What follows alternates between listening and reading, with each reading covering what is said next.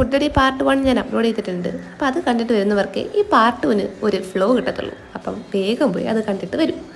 ഇപ്പോൾ ഈ കേട്ടുന്ന പഴംപൊരി നേരത്തെ പാർട്ട് 1 ഞാൻ ബിരിയാണി കഴിച്ച കടയിൽ നിന്ന് മേടിച്ചതാണ്.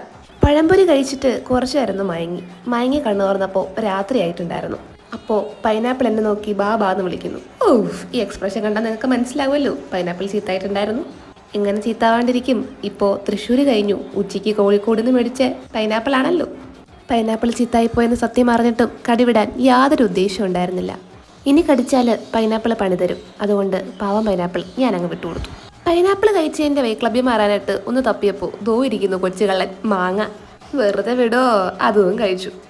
ഇത്രയും നേരം കാറിൽ നിന്ന് ഫുഡ് കഴിച്ച് മടുത്തൂന്നേ, ഇനി കുറച്ചു നേരം പുറത്തിറങ്ങി ഫുഡ് കഴിക്കാമെന്ന് പറഞ്ഞപ്പോഴേക്കും ഡാഡി കാറ് സൈഡാക്കി തന്നു. അപ്പോൾ തന്നെ ചാടി ഇറങ്ങി തട്ടുദോശ കഴിച്ചു.